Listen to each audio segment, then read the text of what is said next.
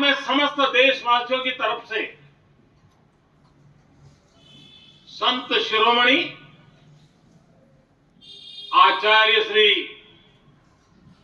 108 पूज्य विद्यासागर जी महाराज को श्रद्धा पूर्वक, आदर पूर्वक नमन करते हुए श्रद्धांजलि देता हूं। उनके संलेखन समाधिस्थ होने की सूचना मिलने के बाद उनके अनुयायी शोक में है, हम सभी शोक में हैं। और मेरे लिए तो यह एक व्यक्तिगत क्षति जैसा है। वर्षों तक मुझे व्यक्तिगत रूप से अनेक बार उनसे मिलने का, उनके दर्शन करने का, उनके मार्गदर्शन प्राप्त करने का अवसर मिला है।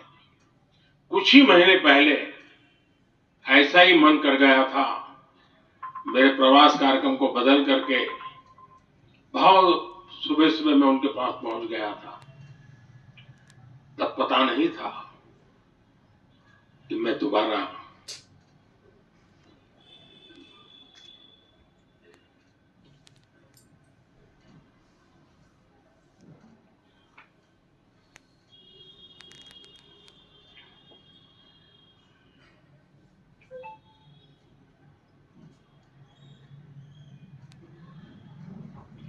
उनके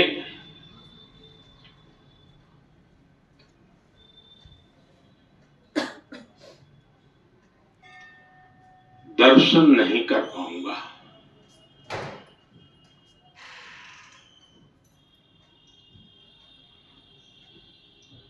ये मेरा सौभाग्य रहा है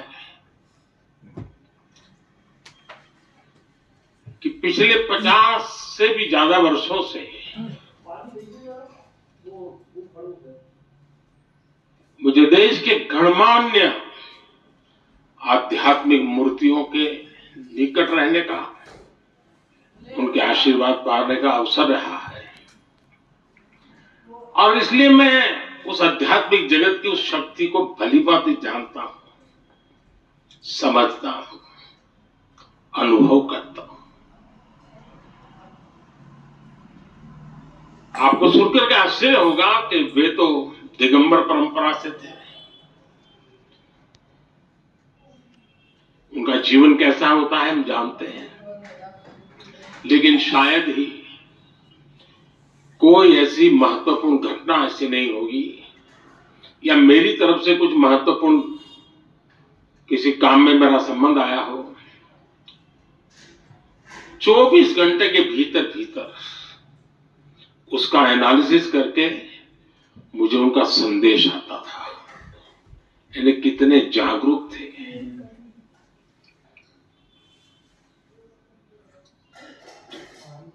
और अपनी विराट आध्यात्मिक यात्रा और उसके बाद भी वो हम सबको हमेशा प्रेरणा देते रहे हैं। जीवन भर उतनी सौम्यता के साथ उनका लोगों को मिलना, उन्होंने हमारे युवाओं को परंपराओं से जोड़ा, गरीबों तक शिक्षा और स्वास्थ्य की सुविधाएं पहुंचाई। उनका पूरा जीवन उस व्यक्ति के लिए प्रेरणा जैसा है जिसने गरीबों और वंचितों के लिए काम करने का संकल्प लिया है। आज जब भारत प्रगति के पथ पर आगे बढ़ रहा है, मुझे विश्वास है कि उनके सिद्धांत और उनका आशीर्वाद ऐसे ही भारत भूमि को प्रेरणा देता रहेगा। साथियों, पिछले 10 वर्षों में भारत ने जो गति हासिल की है, बड़े लक्ष्यों को प्राप्त करने का जो हौसला